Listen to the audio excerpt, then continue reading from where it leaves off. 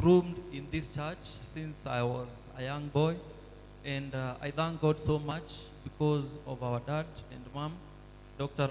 Reverend Raphael Moenja and Mama Alice, because of always giving us an opportunity as young people to come and worship, to come and grow. I also thank Timam, Asante sana for coming today. We really appreciate. Na tunakuonanga YouTube, kwa TV, and we love you so much. We love your songs because they are changing this generation. You know, an Englishman said that you cannot do things the same way and expect different results. So a 21st century generation needs a 21st century approach so that they come to Christ, right? Sindio, say amen, say amen. So, a 21st century generation needs a 21st century approach to bring them to Christ, right? Yeah, take it for example, we know most of us have done history. Hata kama hujafanya history, umewahi nunulia kijana ama msichana wako kitabu cha history. And there's a period in history that is called Stone Age. Sindio? At that time, those people were using stones. Those people were using stones to look for food, to hunt, to gather. You cannot go to warfare in Afghanistan and use stones to fight, right? You have to bring an approach that really meets the needs of those people that you want to reach. Sawa. So without saying much, today I want us to talk about friendship. I want us to talk about friendship. And as my sister Lisbeth, may God bless you, has said, that you should always keep your word in the first sermon. Keeping your word is very important. And in one area that most of the time we either keep our word and it turns out so well, or we don't keep our word and it turns out so badly. Sindio? See, it is in friendship, right? So today we'll talk about friendship, and I have some gifts with me. Bear with me. Maybe an usher, one of the ushers, come and help me.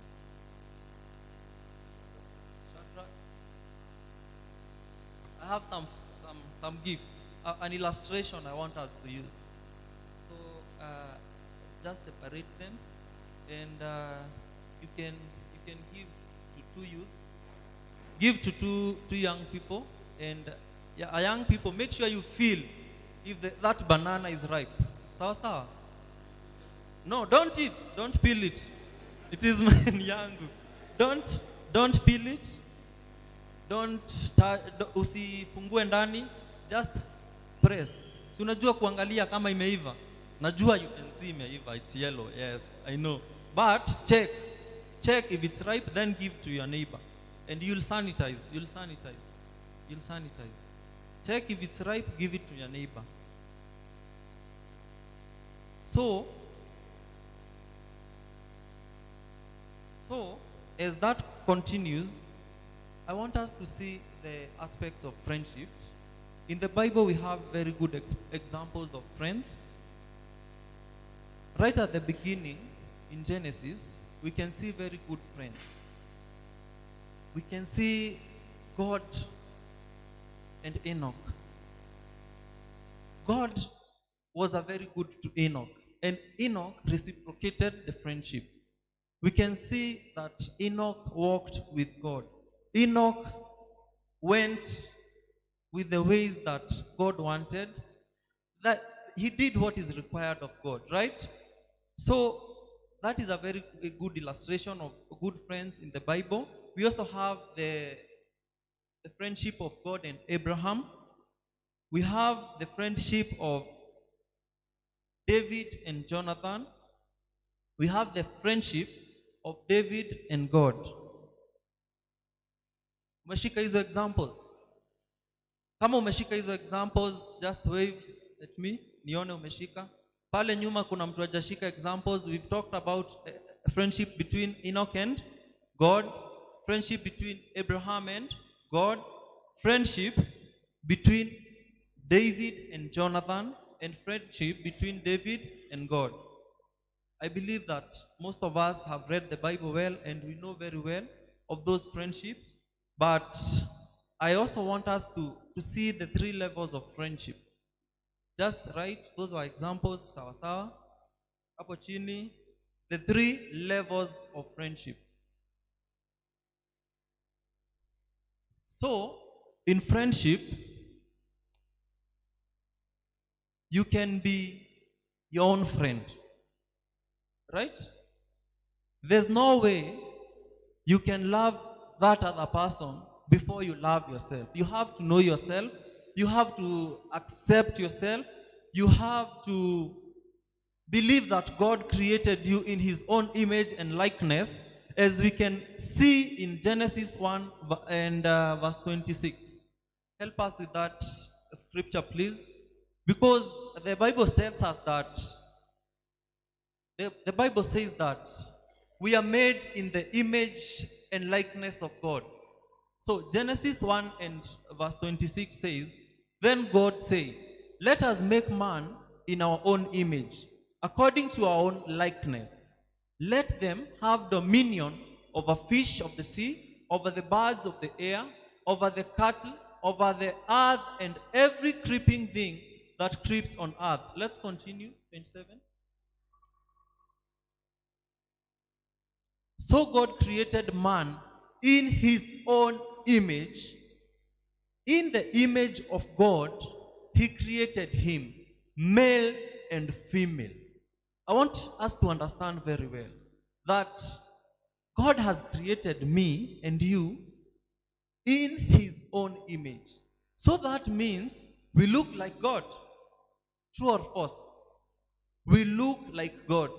And if I look like God, see, I'm a beautiful person. See me niko fiti, niko sawa. That's true, right?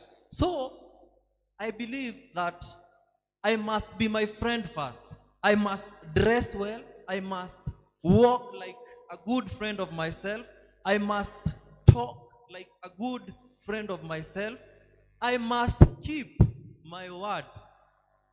Like Lisbeth told us. You know, sometimes you can even fail to keep your own word. You say that tomorrow I will wake up at 4 and go to church for prayer before anybody else comes. But at 6:30 you are still sleeping. You're not keeping your own word. Amen? Let us keep our own words. Let us be our own friends before we can go any further. Sawa sawa. Tukiongea ati kukua our own friends, and as we are told, we are built in the image and likeness of God. There are so many things as a young person siwezi fanya. Nikijua I look like God and I am my own friend, kuna kitu huwezi fanyia beshte yako. Si ndio? Don't do that thing to yourself. Come to drugs. Are you being your own friend? You're not being your own friend. Because when you give that friend who is you, iyo tei ni pombe, wazazi. When you give pombe to that friend who is you, umemkosea. Juu atafanya mambo and tomorrow you're like, did I do this? Ni mimi nilifight na ule mse. Ni mimi nilipigana na ule mtu. Ni mimi nilitusi mzazi wangu. Ni mimi nilidisrespect my friend. Ni mimi sikuenda job. Ni mimi niko na hangover hii yote. You see, like, you must first be your own friend. As Genesis 1 verse 27 is telling us. Since you are created in the image and likeness of God, let us be a perfect friend for ourselves.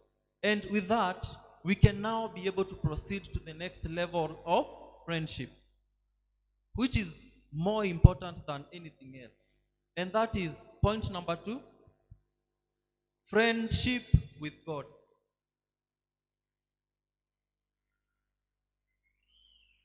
So as we saw earlier, Enoch was a very good friend with God. And that is in Genesis. Genesis is so many years before now. And if we would get the scripture of Genesis chapter 5 verse 24, we'll see what happened in the friendship between Enoch and God. So Genesis 5:24 says, and Enoch walked with God, and he was not, for God took him.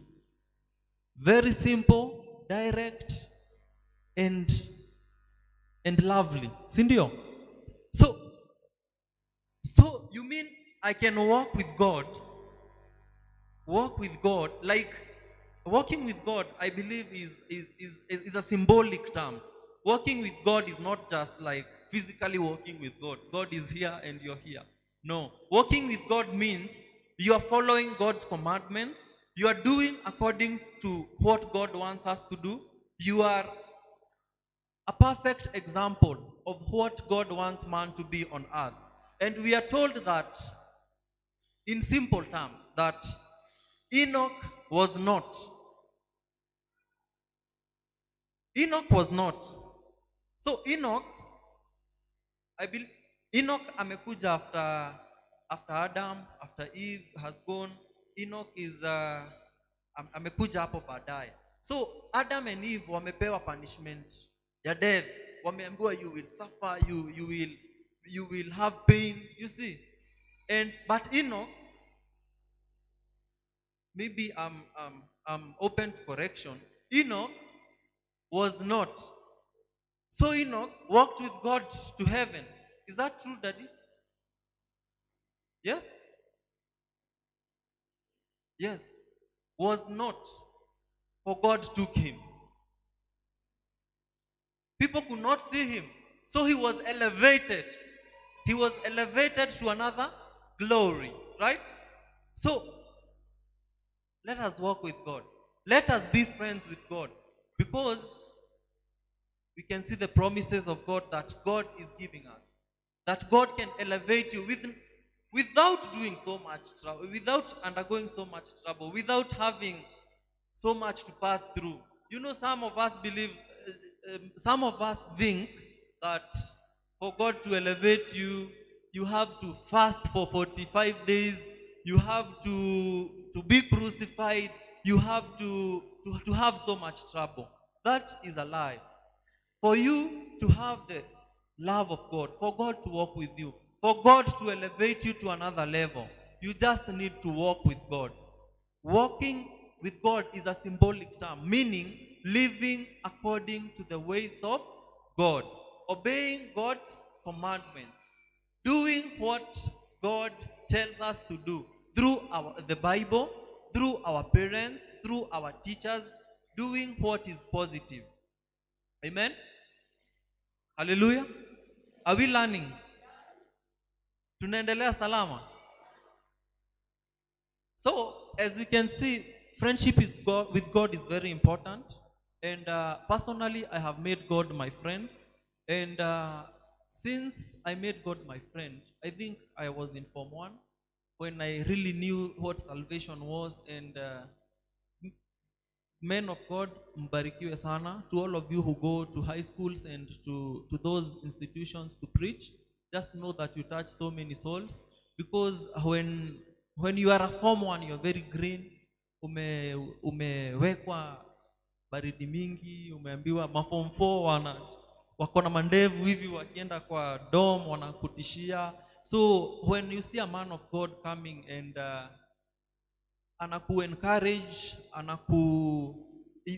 you receive salvation when you are very fresh, when you are very clean. So that's when I received salvation, when I was in Form 1. I have grown in church, but hapo ndo nilijua God anaweza nisaidia. There's an illustration I usually give the youth, and after I got born again nikiwa Form 1, nilikuwa prefect. So nilipewa pesa ya ID. As you all know, ukienda high school, you are given IDs, and those IDs will help you through the high school life. So tulipewa IDs, and I was being given that money. Each student was giving 100 bob, and we were around 200 students. So simple mathematics, how much is that? Yes? Each student was giving 100 bob, na tulikuwa to 200 students. That is, yeah? How much? 20,000. So you can imagine this form 1, anabeba hivi 20k kwa mfuko. I thank God, because at least nilibeba 20k nikiwa form 1. So it happened that I was carrying the money everywhere. Nilikuwa nabeba hiyo do kila mahali juu kuna mwenye atanipea tukiwa dom, kuna mwenye atanipea tukiwa field, kuna mwenye atanipea tukiwa hapo pengine. So I used to carry the money, but it came to one time when classes ziliisha, nikakosa hiyo do. I could not see the cash. Nikatafuta kwa locker haiko, overturn, no money. I ran to the dormitory, no money. I went back to class. Mimi sijamaliza fee, hata I think sijalipa mingi. If we were to pay 20,000, I had paid like 5,000. Ile mzazi anakuambia enda tutatafuta. I went back at the behind of that door and knelt down. I told God, mimi sijui nitatoa wapi do. I don't know where I'll get this amount of money. I don't know how I can find that amount of money, but I know God will help me. That simple prayer, and I started walking to the dormitory. As I was going to the dormitory, nilikuwa ninaenda nikiuliza my friends, those people, those form 2s, si unajua ni after classes, so everybody is outside. Umeona pesa fulani, mahali fulani? Anauliza, we mono, pesa gani? Hiyo hata nikiona, I remember one guy told you, hiyo nikiona nitakula mandazi yote. And it broke my heart. Usicheke. It was a time between, it was in our language you say kahede meroka. It was that time that you don't know where to go. You cannot go forward, you cannot go back, you're just there. And I decided to go to my bed and sleep. Do you know, it's a real story. I'm not making things up to make you happy. I found the 20,000 on top of my bed. I don't know how it happened. I don't know. I don't think it's a friend who was playing jokes on me. I didn't even have friends. It's the first week. You don't know anybody. You've just picked the money. So I believe that, oh God, kumbe you work miracles. Kumbe, I could not just explain. That was just an illustration of my friendship with God. And I know so many of us, if you're given a chance here, you will have so many illustrations of some point that God kama beshte yako hakukuangusha. Kuna hiyo time ulikuwa in a dark corner and God saw you through. Kuna that time that ulikuwa umeenda hiyo interview and ukakuta kila mtu ako na suti, kila mtu ameshave poa, kila mtu ako na kiatu official ya leather. Wewe uko tu hapo, but God saw you through. Make a point in your life as a young person to make God your friend. Because you will stand here one day and say, hey, yenye, my friendship with God is not in vain. And it has never been in vain. I have so many illustrations, but that is for some other day. That God has not failed me as my friend. And as much as I am human, I try my best. I try my best to be a good friend to God. I cannot be a perfect friend, but I try my best. So, we are still talking about friendship with God. We can also see friendship between David and God, as I had said earlier. And 1 Samuel 13:14. 1 Samuel 13:14. it clearly shows us that David was a good friend to God. It says, but now your kingdom shall not continue. The Lord has sought for himself a man after his own heart. And the Lord has commanded him to be commander over his people, because you have not kept what the Lord commanded you. So here, we can see that a king is being overthrown, if that is what we can call it, or a king is being demoted for somebody who is a friend of God, right? Hello? For a friend, for you to be a God, for God to be your friend, atakufanyia favors zingine hata uko na deserve. Wewe ukiwa uko in the herding sheep and cattle, atakutoa huko, atatoa watu huko juu, akuweke wewe, because you are God's friend. Just being a friend of God, God will elevate you from that point to becoming a king. Make a point of becoming God's friend. Make a point of becoming God's friend today, before today ends, as a young person, as a parent. If your friendship with God has gone low for some reasons, make a point of becoming God's friend. In Acts chapter 13 verse 22, Acts of the Apostles chapter 13 verse 22, we also see David and God's friendship coming again, even in the New Testament. And it says, and when he had removed him, he raised up for them David as king, to whom also he gave a testimony and said, I have found David, the son of Jesse, a man after my own heart, who will do my will. Continue.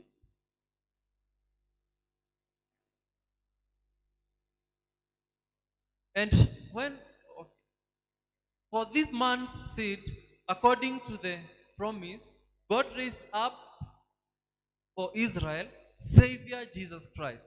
So when you become a friend of God, God will never forget you. David is in the Old Testament, amerudi tena in the New Testament. Because of that heart after God's own heart, God gave him the chance of a descendant who is Jesus Christ, our Savior, coming out from his lineage, right? So when you become God's friend right now, generation after generation will profit from your favor. Sawa sawa. Generation after generation will keep benefiting from your fruits, from your friendship with God. It doesn't stop there. It is not in vain. It will keep on growing day in, day out. The other level of friendship, I can see that time is not on our side. So we have friendship between two people. Friendship between man and man. I'm a friendship between human being and human being. So God tells us in Philippians chapter 2 verse 3 that for one to become a friend, Philippians chapter 2 verse 3.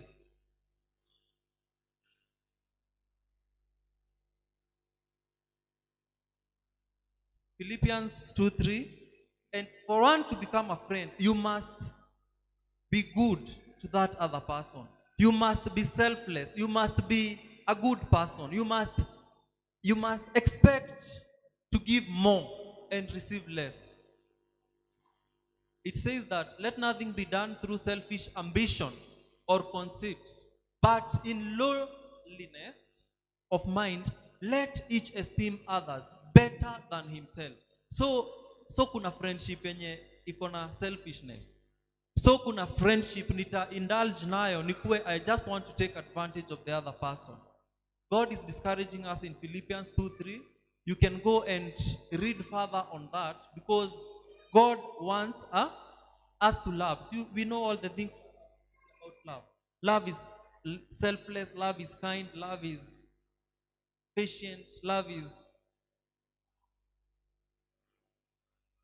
Let us be good friends. Let us love one another. The other part of friendship is that in 1 Samuel 26:42, 1 Samuel 26, verse 42.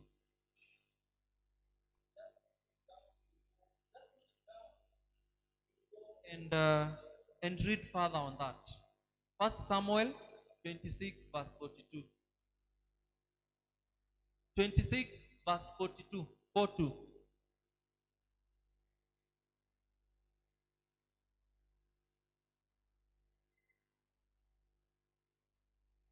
Praise God. Mko salama? Tunaelewa friendship. Friendship. Friendship is a very wide topic. A so wide topic that we cannot finish today.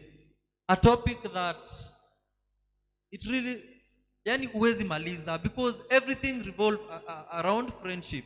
From God, from person to person, from man to God. So friendship is a very wide topic. And so you will go and read 1 Samuel 26, verse 42. Yes? 1 Samuel. 2 Samuel 26, 42. Yeah.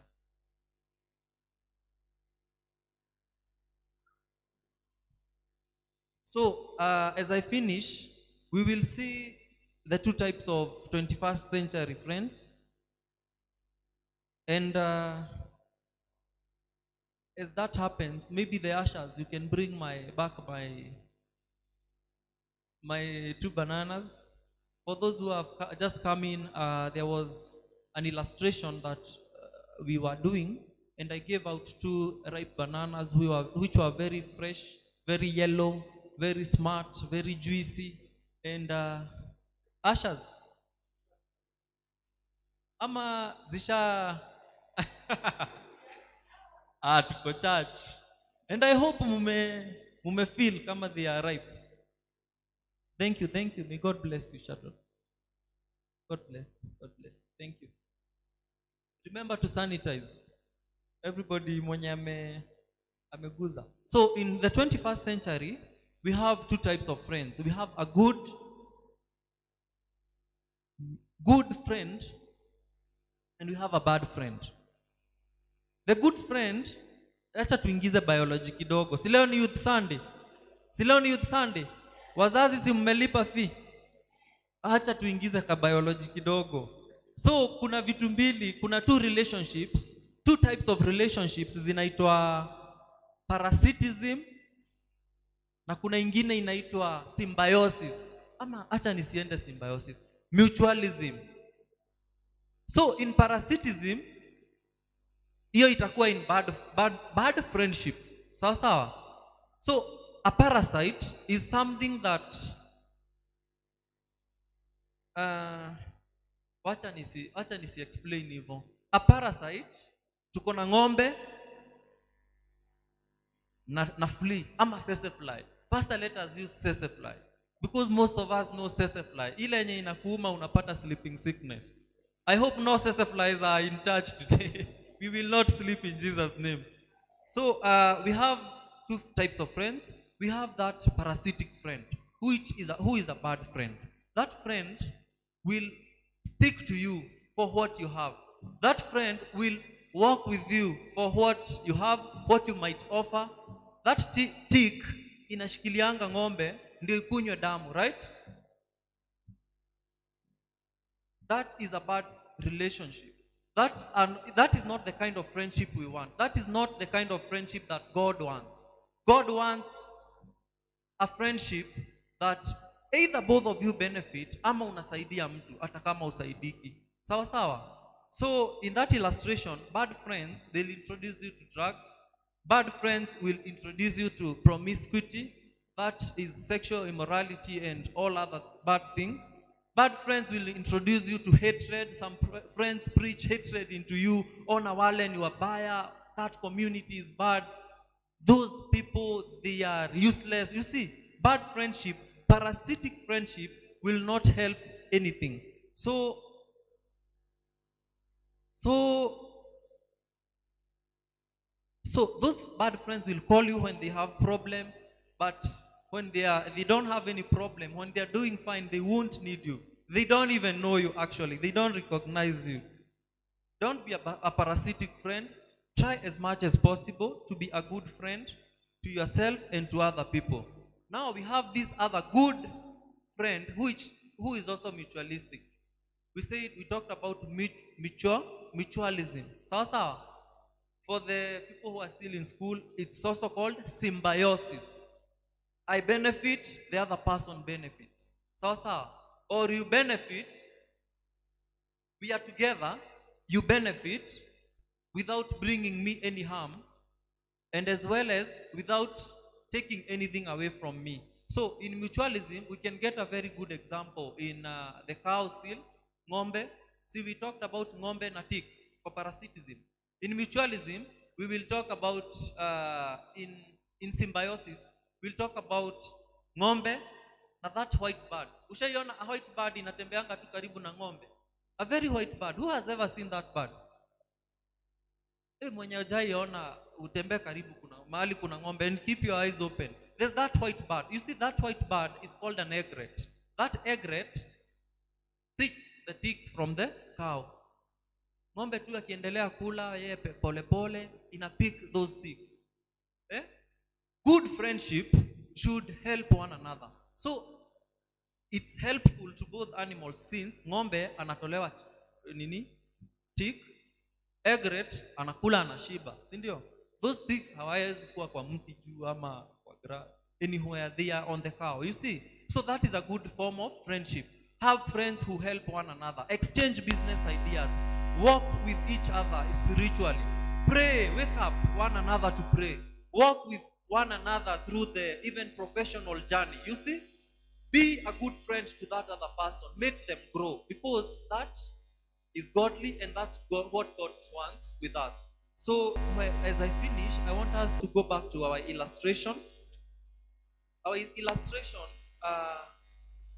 is simply on friends, some friendship that young people are having in the 21st century are turning out to be toxic.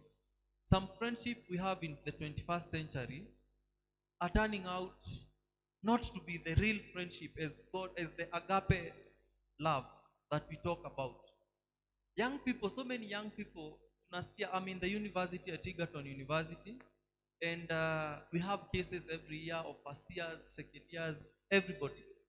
The other day we heard about like Kipio University. Do you watch news? Do you get into the internet and see what is happening?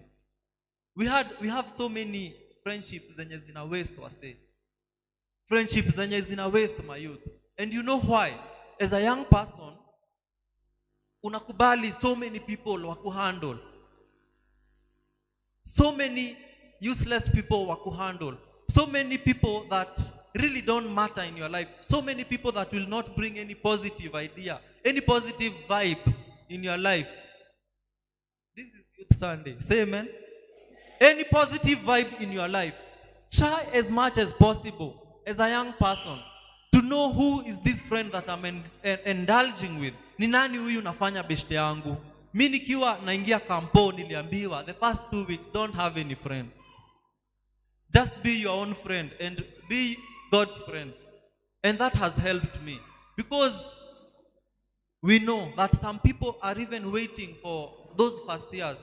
Kama mimi niko third year, and not bad people, they are not bad people. Some people with bad behavior out there, they usually wait upon the first years. Wanasema wacha hao first year wakuje. If it's the ladies, wanasema wacha first year akuje. I want a boyfriend, a young boyfriend. Vijana wanasema wacha first year akuje. I want a young girlfriend.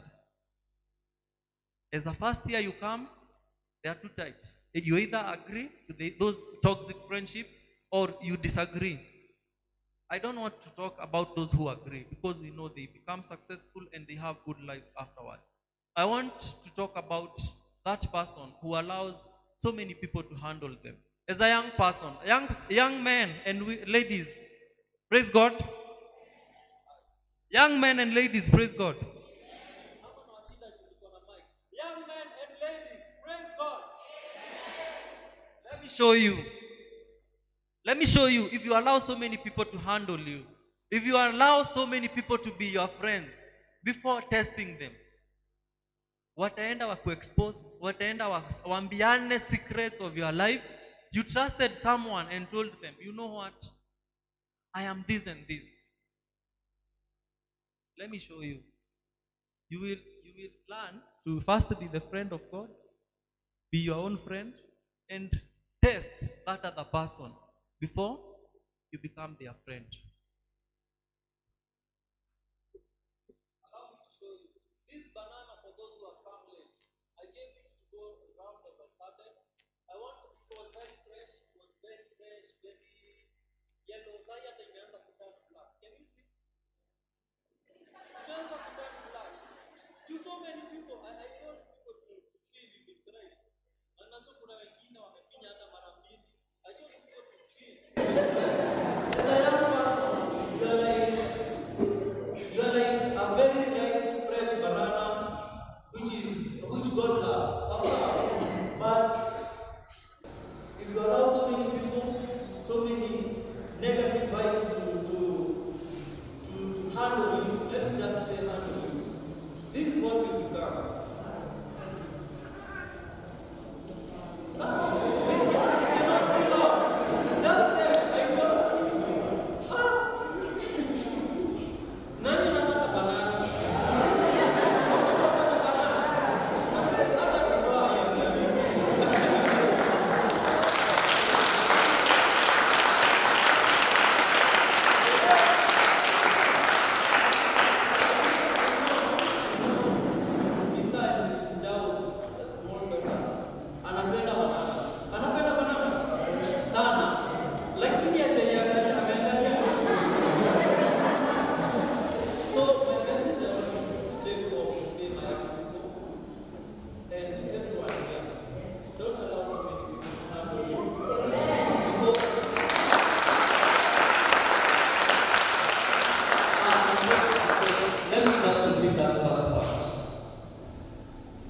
My simple message to young people today and all of us here today, in the name of Jesus Christ, I want you to tell you that if you allow so many people to handle you, nobody will want to handle you later in life. Nobody will want you tomorrow.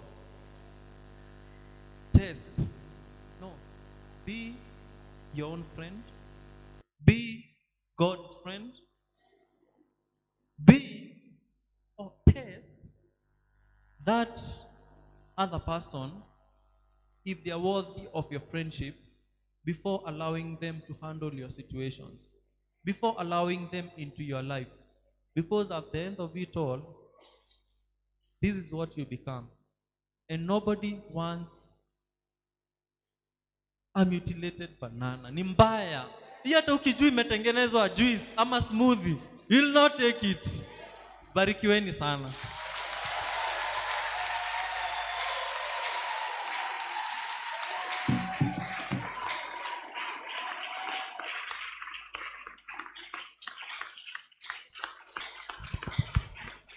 Makofi.